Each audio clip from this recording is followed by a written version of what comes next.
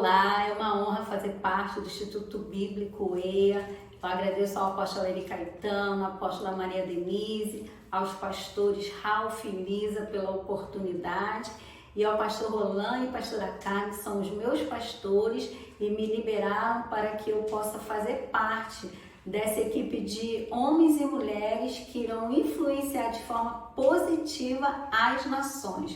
A minha fala será sobre políticas públicas, legislação para a pessoa com deficiência. Falarei também sobre inclusão social no departamento infantil para crianças com necessidades especiais. Pontuarei algumas coisas para a liderança e darei 7 conselhos práticos para os professores que irão lidar diretamente com esse público-alvo no departamento infantil. Então vamos lá?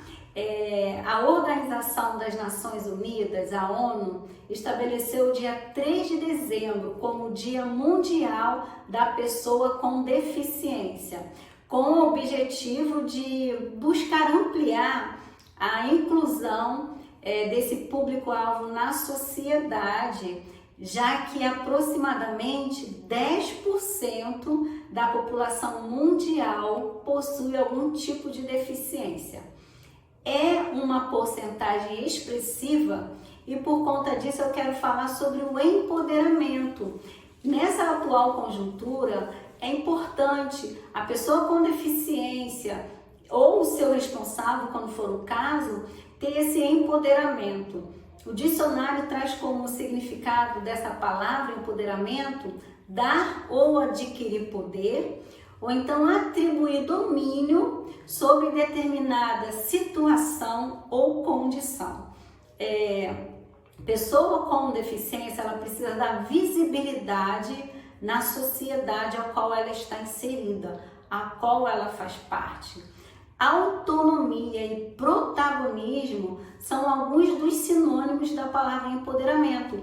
Por isso, a importância de se empoderar, porque quando há esse comportamento, o indivíduo está dizendo o seguinte, que ele está se impondo, que ele está dando voz, que ele está marcando presença. E por conta disso, há mais possibilidades das barreiras sociais caírem. Algo importante também, é importante que a pessoa com deficiência ou o seu responsável, toda vez que for necessário, esteja atualizado na legislação, no estatuto, nos programas que dão acesso aos benefícios, a tudo aquilo que tange os direitos da pessoa com deficiência. Aqui no Brasil existe o Cadastro Nacional da Pessoa com Deficiência, que é um registro público e permite uma identificação. E com essa identificação vem ali o registro de qual a deficiência da pessoa, qual é a condição socioeconômica dessa pessoa. Esse cadastro também ajuda a reduzir toda a burocracia e dá mais acesso e conhecimento para que essas pessoas possam saber os órgãos, os locais que pode procurar para ter encaminhamento quando for o caso. Então é importante esse empoderamento do conhecimento para poder romper algumas barreiras, principalmente as da sociedade. Eu quero indicar como local de encaminhamento os centros de referência CRAS e CREAS. O CRAS é o Centro de Referência de Assistência Social e o CREAS é o Centro de Referência Especializado em Assistência Social. Eles atendem por território, tá bom? Pode ser acionado também o Conselho Tutelar. Além do Conselho Tutelar receber denúncias, o Conselho Tutelar ele também dá aconselhamentos. Então é outro local de acesso para ajuda a esse público-alvo. A Rede de Saúde também, a Secretaria Nacional dos Direitos Humanos, essa precisa ser acionada. tem a LOAS, que é a Lei Orgânica de Assistência Social. E dentro dessa lei existe o BPC, que é o Benefício de Prestação Continuada. Esse benefício, ele dá direito a um salário mínimo mensal, desde que a pessoa esteja preenchendo os requisitos. Então, outro benefício é um dos benefícios que o governo oferece. Tudo isso é ofertado e a pessoa tem direito, e por isso é importante estar atualizado, como eu já falei, para poder usufruir daquilo que está na Constituição, daquilo que está na legislação, no estatuto, na lei, tá bom? Eu quero ler dois capítulos da LBI, que é a Lei Brasileira de Inclusão. O capítulo 7, artigo 39, parágrafo 1 e 2, e o artigo 40, ele vem falando sobre o direito à assistência social. E o capítulo 8 da LBI, no artigo 41, vem falando sobre o direito à previdência social. E por fim, sobretudo, sabemos que cada cidade, estado e país tem os seus centros de referência, tem os locais de atendimento, a qual a pessoa com deficiência pode ter acesso e ali usufruir daquilo que ela tem por direito. Falando agora sobre políticas públicas, eu quero ler uma breve definição para vocês. Políticas públicas é o conjunto de programas, ações e decisões tomadas pelo governo nacional, estadual e municipal, com a participação direta ou indireta de entes públicos ou privados que visam assegurar determinado direito da cidadania de vários grupos de pessoas da sociedade. Então, quando fala-se de políticas públicas, está falando de ações e metas, de políticas para atuar no combate de qualquer tipo de desigualdade. A gente fala de inclusão, de autonomia, de proteção. Isso é falar de políticas públicas e elas são importantes. Por quê? Porque garante a efetivação dos direitos e demandas que a pessoa com deficiência enfrenta na atualidade. E as pessoas com deficiência, elas são prioridades na política pública. Agora, é claro que desde a implantação nós temos visto vários avanços nessa trajetória da política pública. Porém, o desafio sempre vai existir, né? A gente tem que entender isso. Os avanços estão acontecendo, existe uma trajetória, porém a gente vai sempre esbarrar nos desafios. Agora, é claro que o Estado precisa garantir esse bem-estar. O poder público precisa ter o comprometimento de implantar as políticas públicas. E o judiciário precisa assegurar os direitos que as pessoas que no momento estão precisando estão mais vulneráveis, então eles precisam garantir o direito público a essas pessoas em condições mais vulneráveis. A Lei Brasileira de Inclusão, no capítulo 3, artigo 8, da igualdade e da não discriminação, diz assim, mas eu preciso ler para vocês, eu vou pedir licença para ler esse capítulo 2, artigo 8 da LBI. Diz assim: é dever do Estado, da sociedade e da família assegurar a pessoa com deficiência com prioridade a efetivação dos direitos referentes. Olha os direitos referentes que essas pessoas precisam ser asseguradas: a vida, a saúde, a paternidade e maternidade, a alimentação, a habitação, a educação, a profissionalização do trabalho, a previdência social, a habitação e a reabilitação, ao transporte, à acessibilidade, à cultura, ao lazer, à informação, à comunicação, aos avanços científicos e tecnológicos, à dignidade, ao respeito, à convivência familiar e comunitária, entre outros, decorrentes da Constituição Federal e da Convenção sobre os Direitos da Constituição e seu protocolo facultativo e das leis e de outras normas que garantam seu bem-estar social, econômico e pessoal. Algumas leis já estão em vigor, no caso a lei da acessibilidade, a lei do passe livre no transporte coletivo, sendo extensivo para o responsável, a lei de cotas, o direito de exercer reprodutividade, dentre outras leis. É bem verdade que as leis são elaboradas, elas existem, porém ainda falta uma fiscalização mais rigorosa para que as suas aplicações venham a ser efetivas. Agora eu quero falar um pouco sobre a inclusão social no departamento infantil para as crianças com necessidades especiais. No vídeo anterior, eu falei que inclusão é o privilégio de conviver com as diferenças.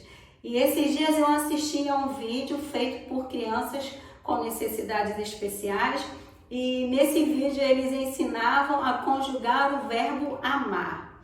E o verbo é conjugado assim por eles: eu respeito, tu respeitas, ele respeita e nós seremos respeitados. Então, aonde há o respeito, existe o amor, existe a empatia. Ser diferente não é o problema. O problema é ser tratado de forma diferente.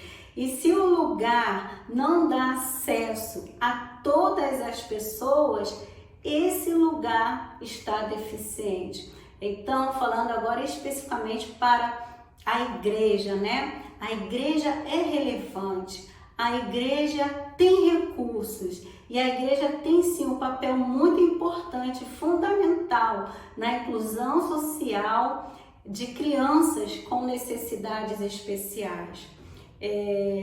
Porque a inclusão é muito difícil de acontecer, mas a exclusão ela já é um fenômeno. Então nós precisamos ter esse olhar, principalmente a liderança, né? A liderança da igreja precisa ter um olhar de inclusão, a liderança da igreja precisa ter um olhar de amor, de respeito, porque quando uma criança especial, ela faz parte da membresia da igreja, Jesus enviou essa criança para estar ali congregando na igreja a qual você é membro. Jesus não enviou essa criança sozinha, ele enviou com o pai, com a mãe, com os irmãos, ou até mesmo com avós, com tios e primos, enviou com uma família. E mais ainda, a gente também, na igreja, nós vamos acompanhar o ciclo de vida dessa criança. Hoje ela é uma criança, mas amanhã será um adolescente, depois um jovem e depois um adulto. Então, quando há um olhar de inclusão, um acolhimento de excelência, né? Quando você recebe a criança com necessidade especial e recebe toda a família dela com amor, com respeito, a igreja vai ser um lugar de referência para toda essa família, né? E quando você inclui essa família, essa criança na vida eclesiástica, a igreja vai ser uma referência, porque, como eu falei também no vídeo anterior, né? Porque a pessoa vai se sentir amada, vai se sentir cuidada, não vai se sentir diferente e nem excluído. Outra coisa que eu quero pontuar para a liderança, é importante conhecer as necessidades da família, da criança com necessidade especial. Porque quando você conhece a necessidade de alguém, você vai conseguir intervir de forma mais assertiva. Então, invista tempo, atenção, conheça a necessidade da família da criança com necessidade especial. E quando precisar intervir, você vai acertar e vai ser um canal de bênção para o Senhor poder suprir essa casa, a necessidade dessa casa. E por fim, falando especificamente para a liderança, eu falei no vídeo anterior também sobre a equipe multidisciplinar e sobre a capacitação. Eu creio em nome de Jesus que você, que a sua igreja já está caminhando em fé nesse aspecto aí da equipe multidisciplinar, da capacitação. Isso é maravilhoso. Mas algo me chamou a atenção também. Existem igrejas amigas, existem lideranças amigas que já estão fazendo um trabalho de muita excelência na área de inclusão social, na área da assistência também. E nós precisamos ser humildes o suficiente para aprender com quem está vencendo. Então, esses dias o Espírito Santo colocou esse ponto para eu compartilhar nesse vídeo com a liderança. É importante nós aprendermos com quem já venceu em alguma área. Se você quer realmente fazer um trabalho de excelência, de amor, de referência, sabe? Procure parcerias com igrejas sérias, com ministérios sérios, na palavra, que dão um bom testemunho. Procure parceria e aprenda, se for necessário, com essa igreja, com essa liderança que já está bem avançada sobre esse assunto, porque vai ser bênção para a igreja a qual você faz parte. E agora eu quero dar os 7 conselhos práticos especificamente para os professores do departamento infantil. Professor, querido professor, é importante você saber quem são os seus alunos. É importante você saber quais as necessidades dos seus alunos. O professor precisa ter essa percepção. Por quê? Porque ele vai lidar mais no dia a dia da criança. Vai lidar mais no dia a dia das particularidades, das especificidades das crianças, né? Terão crianças com autismo, crianças com microcefalia, crianças hiperativas, criança com deficiência na visão total ou parcial, como lidar com essas crianças. Então é importante saber as necessidades e quais são as crianças e os alunos que vai estar em sala de aula com você, tá? Então, eu coloquei aqui 7 conselhos bem práticos e eu quero falar agora do primeiro. Deixa eu ver aqui o que eu anotei como primeiro. Primeiro, postura e aceitação. O professor do departamento infantil precisa ter uma postura de aceitação quando receber uma criança com necessidade especial na sua sala de aula. Não vale esse equívoco, de falar assim: ai meu Deus, Jesus enviou essa criança para cá para testar a minha fé, a minha paciência, testar o meu amor. Se você tem esse discurso ou já ouviu alguém com esse discurso, essa pessoa está completamente equivocada, pode estar atuando no ministério errado. Então, em nome de Jesus, vamos ficar atento para isso. É a postura de aceitação e inclusão. Número 2, conselho número 2, adaptação de ambiente. O que é isso? A partir de então, procurar ter turmas com menos alunos, para ter mais silêncio na turma, né, na sala de aula, e precisa haver rotinas estabelecidas. Terceiro conselho, regras e limites bem claros e pontuais. Para isso eu quero dar uma dica. Quando for fazer as regras e o limite, deixa a criança participar contigo. Deixa ela contribuir com essas regras, com esse limite, porque ela vai estar ajudando a colocar as regras ao qual ela vai precisar cumprir. Então é muito legal essa participação da criança, porque ela não vai ver a regra como uma coisa imposta para ela, uma imposição, tem que ser assim. Ela vai ter a consciência de que ela contribuiu com aquela regra, né, com aquilo dali, e aí ela vai até ter um comportamento diferenciado na sala de aula. 4 conselhos: valorizar a participação da conquista em sala de aula. Isso é muito importante. Todos os alunos, eles precisam ser valorizados na participação daquele dia do trabalho na sala de aula. 5º conselho: chamar a criança sempre pelo nome e não pela deficiência ou pela necessidade especial que a pessoa tem, né? Pode ser que na sua sala de aula tenha uma criança que ela use muleta, e aí você precisa falar com essa criança, e aí você pede um coleguinha dela dessa seguinte forma, assim: chama ali pra ti aquele garoto, aquele menininho que usa muleta. Tá errado.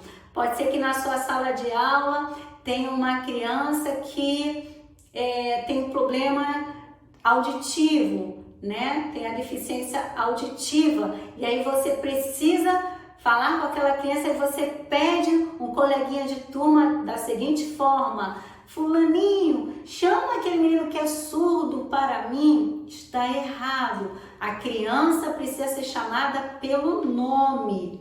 6º conselho: promover um ambiente interativo.